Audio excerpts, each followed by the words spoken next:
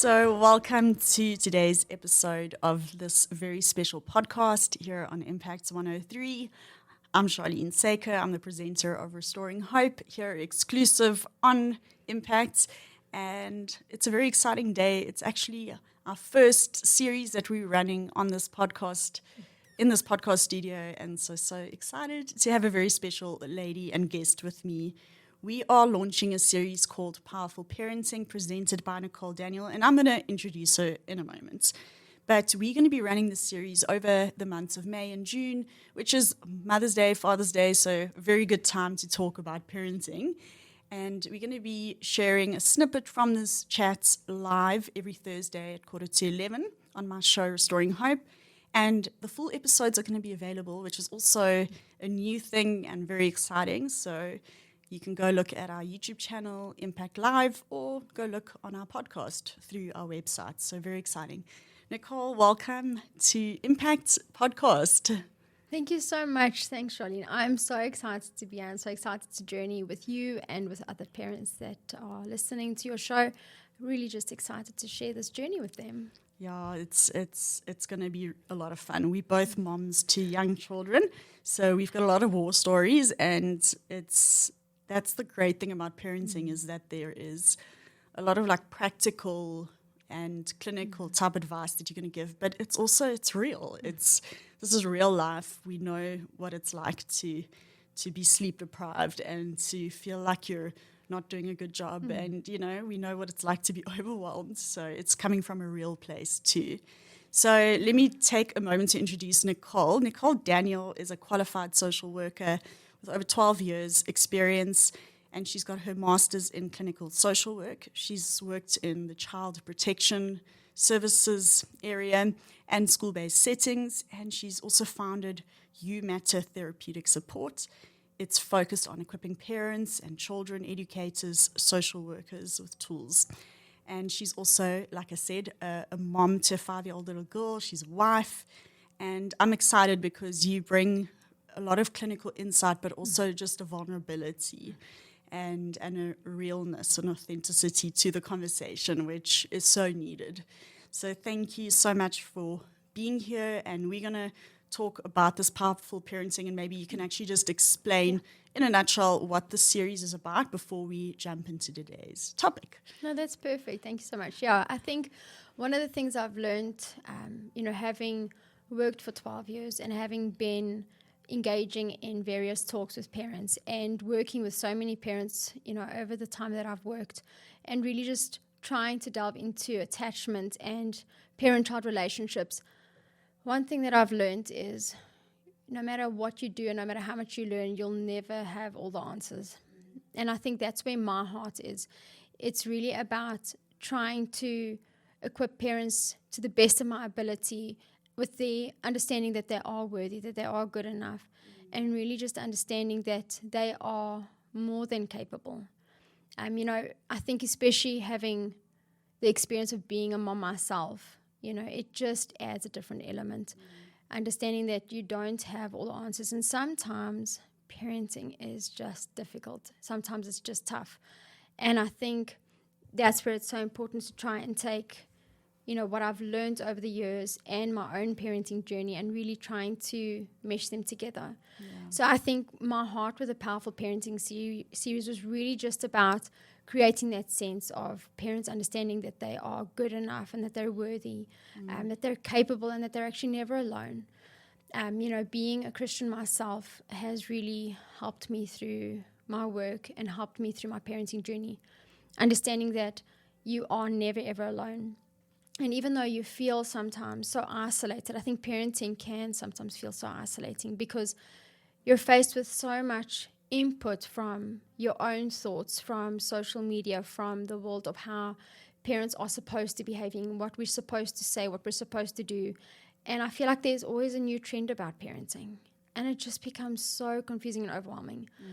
And so my heart was really about reaching parents and really just enabling them with the schools and with the tips, and really just empowering them with tools that they can use every single day.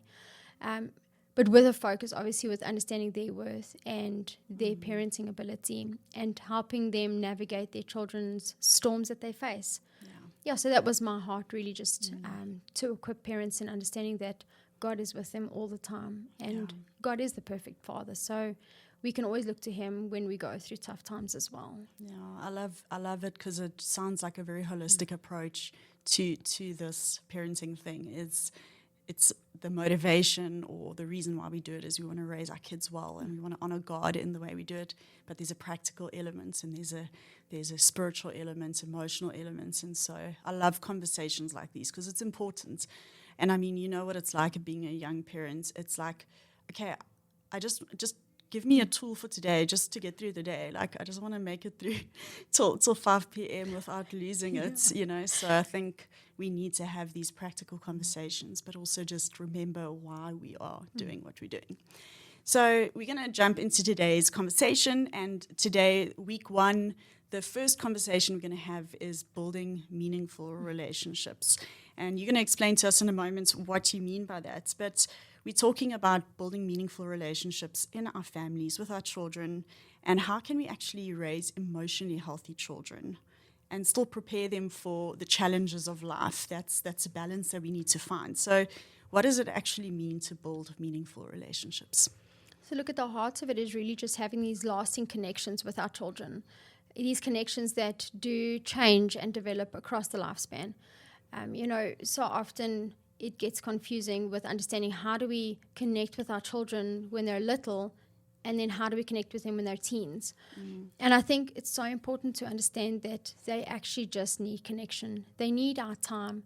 And I think the moment that we as parents can understand that it doesn't matter whether they are tiny, whether they are, you know, middle childhood, or whether they're adolescents, they actually just need our time. They need us. They need to know that they are seen and heard and understood and valued, you know, above all. And I think the moment that we can create that and put that mindset in our hearts, it helps us stay connected with our kids. Understanding that it comes from a non-judgmental point of view. You know, the tough thing is that, you know, having worked with kids and worked with families for so many years, these children are going through so many things. And I've spoken to so many parents where the challenges that we faced growing up is so different to the challenges that they're facing now. And I think it is so important. They are constantly bombarded with judgment and criticism, that my heart is, as parents, that's the last thing we need to have with our kids. We need to be able to see them for who they are and, you know, really just absolutely just find a space where we can connect with them and be absorbed in their space and just find them absolutely amazing. Because that is how they were created. They were created in their own way. So really building those meaningful relationships is about connecting with our kids and understanding that, you know, that they are individuals and that they have all this potential. You know, so often I hear parents speak about we need to prepare our children for the world because the world is so relentless and so tough. And that often means that when we are preparing our children for that, we're offering up tough love. And we are sometimes actually quite harsh about it because we feel, no, they can't, you know, wallow in self-pity, or they can't, you know, really try and navigate this tough experience because the world's not going to be like that. But unfortunately, that actually means that we lose that sensitivity with our kids because that's the last thing that they need. My heart is honestly that they're going to go out in the world and experience all the hardship that they're going to face. We don't need to be those tough people. We need to be their safe space. And so my heart is about equipping parents and encouraging and empowering parents so that when their children are out in the world experiencing all this hardship, on social media experiencing all this heartache, that they can come home, they can come to us knowing that they're safe, that they are valued and seen. So, you know, at the heart of connection is just making space for them to exist, for them to be real and who they are. Yeah, it's such a perspective shift because where you said, you know, we want to prepare our kids for the world and be tough. It is something that I find myself thinking, like, I must toughen them up. But I don't know where we got that from, that line of thinking, because like you say, it's like actually like fundamentally people just want to belong. Yeah. And our kids just want to know that they have a safe space. It's an identity issue, actually, in my opinion. So yeah, it's really, really beautiful what you're explaining.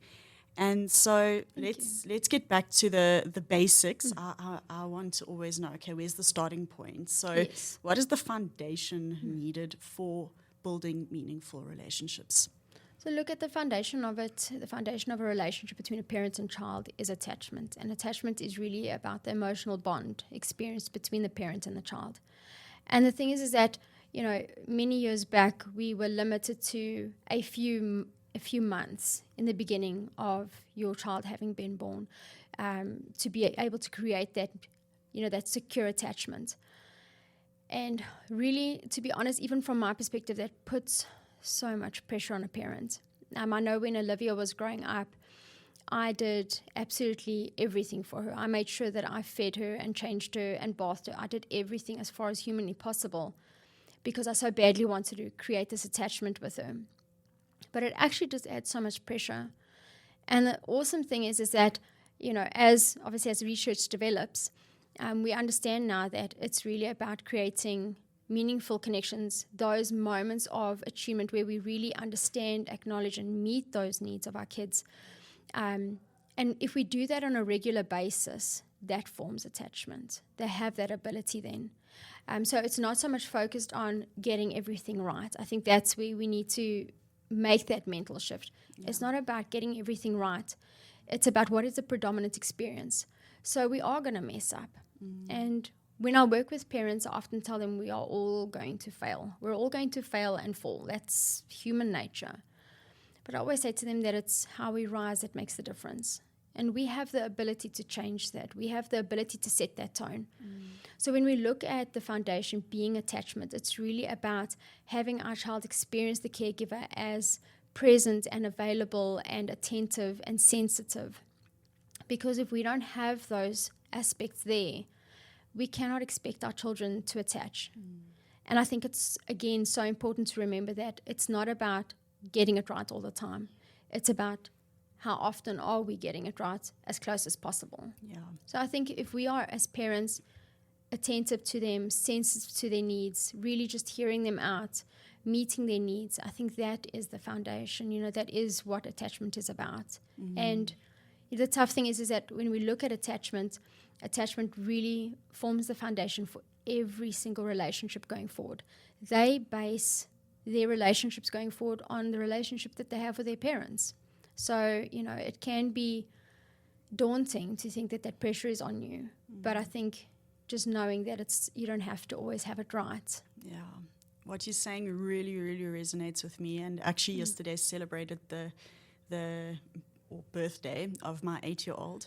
And 8 years ago he was born, and he was born premature, and he spent about 40 days in hospital. And I remember being so about this attachment thing. I was so worried, like, what if I don't bond with him? And it really stressed me out. And I remember in that time reading an article about attachment, and someone was kind of saying that a family who adopted a child, they were actually able to build attachment.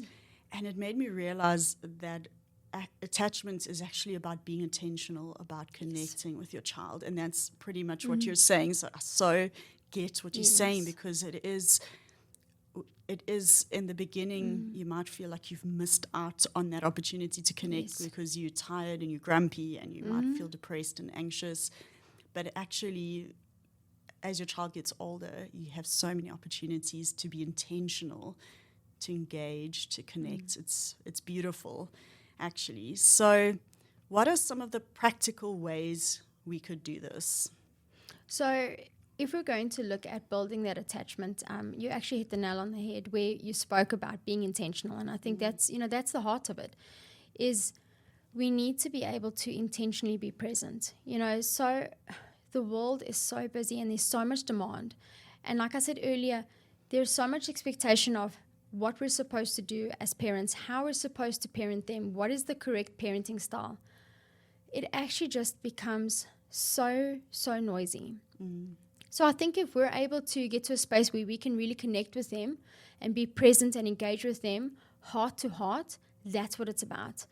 You know, whether it is that we are, you know, meeting them where they are, that is what is at the crux of it. Because if we just say, and I really have heard it so often, we say, no, but we're in the same house. So my child knows that I'm there, and if they need me, they can come. And that's all good and well, but that's not what it's about. It's about actually intentionally going out and saying, I'm seeing you. Yeah. I see you. I hear you.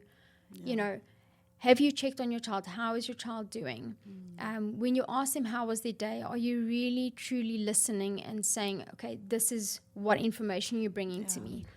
How are you engaging with your child? So when we look at connecting with them and finding that space, really just connecting them with, the world is so busy at the moment. And unfortunately, it has come down to, what is busyness? Busyness means success. But what is the cost of all that success? Because it's actually not. Something that I heard quite a long time ago was, you know, your child is not going to remember how clean your house is, how well you did the dishes, how well you did certain things, how neat the house was. But they're going to remember those meaningful connections, that time you took to spend with them. And, you know, that's why I say it's just about being present with them and understanding that we need to, as parents, communicate their sense of worth. Yeah. In a world where they feel worthless, where they need to belong, our first role as a parent is to give them that sense of belonging. And we do that by just letting them know that they are good enough as they are, that they can come to us and we can come to them. We have to actually go out and seek those opportunities. Yeah. You know, before Olivia was born, I was often told, you know, kids grow up so quickly. And as a social worker, we're expected to really try and empathize with it and try and understand it. But you don't until you have your own child. So I believe that why would we want to lose those opportunities with our kids? So rather, let's see how we can really, truly engage with our children, going to them, seeking them out, speaking to them, showing them interest. I think that's what's important. Even though it's busy, we have to intentionally choose to make that time available for our kids. And also when they want to communicate to us, there are definitely boundaries. I'm a firm believer in boundaries. There is time and place. So you can't always attend to them immediately. But if you're going to say to your child, let me just attend to this specific thing, then I'll be with you. We have to, as far as humanly possible, actually then get back to them and attend to them. Yeah, no, definitely. I think also what you're saying is making me think about the fact that it needs to be an environment that we create, because almost every time I ask my kids, how are you doing? How was school? They're like, fine, did nothing, played with no one. You know, my teacher, Hallie, will say she's 5 and she's like, my teacher's name is Mrs. Nothing. She thinks it's hilarious to just say nothing for everything. But then just before bedtime, when I'm over it, and she's like, I don't want to go to school because my friend's mean to me. And then there's this opportunity for her to talk to me. And so I realize they're almost never going to share in the moment that you now decide it's time, but there needs to be a space so they know they can come to you when they think of it. For me, it's actually often in the car. That's when they, before bed and in the car, those are the times where... That's when they're trapped. Yeah, exactly. They have no escape but to communicate. Yeah. So that's to say, it's not something you can just fit into your schedule when you want to. There has to be a bit of a environment that is conducive to sharing when something's on their hearts. But I think the beautiful thing about that is that we can always create those opportunities. Definitely. So often my daughter also doesn't want to then tell me everything. She has her times where she will then chat away. But then I find just getting those probing questions. Okay, so if they say they're fine, then you say, okay, what was the most exciting thing to do about today? What was the most challenging thing to do today?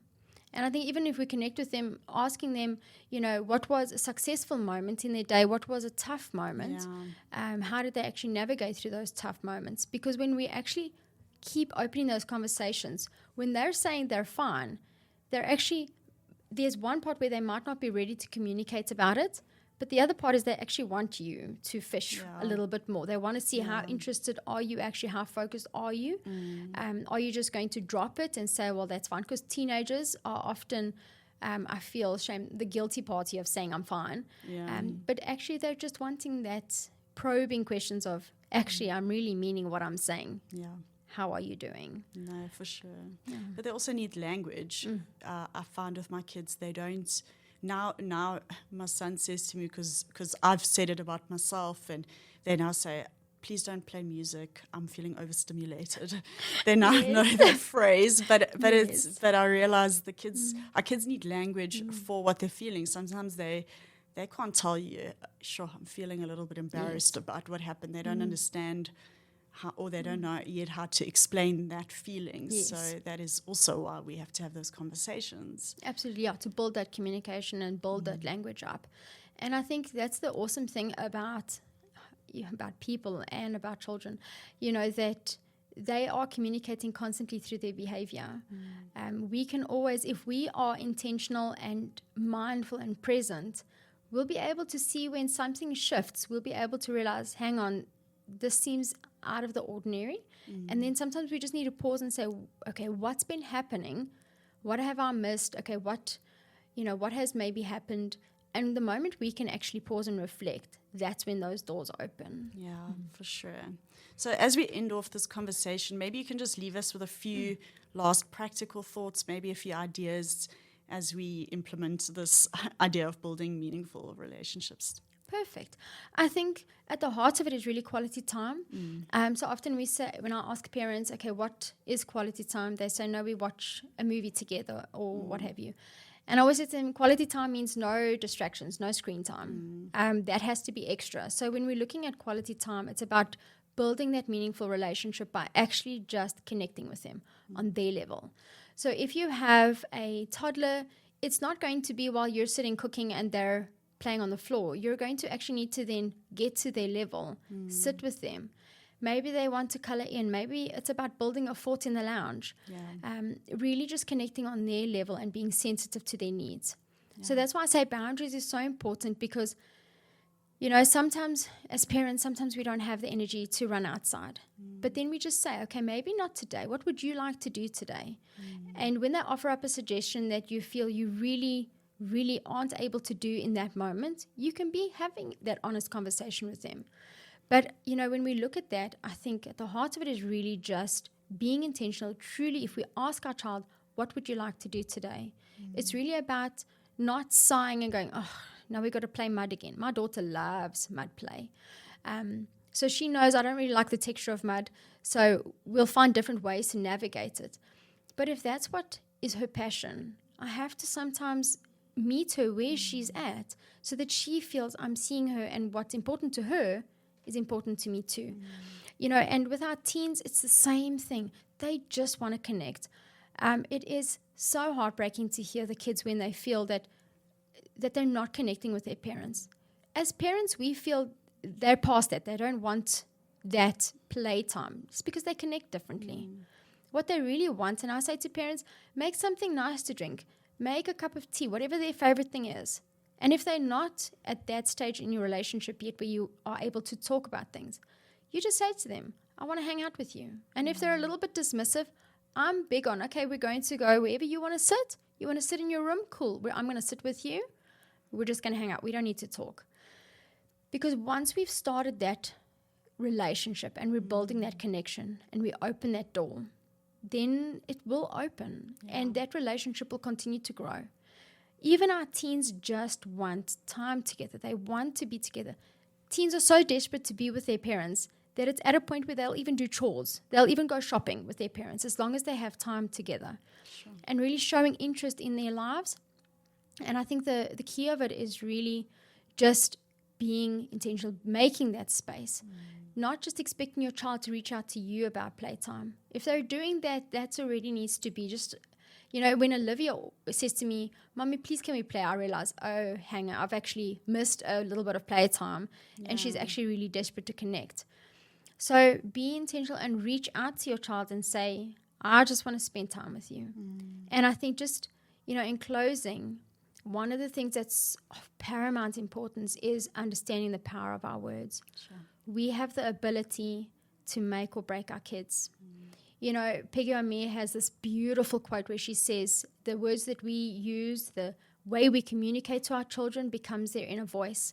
And that is so true. So true, yeah. So when we speak to our children in our quality time, making it practical, when we're communicating with them, be mindful of how you describe them, how you react to their experiences and their emotions, and remembering their emotions are huge for them.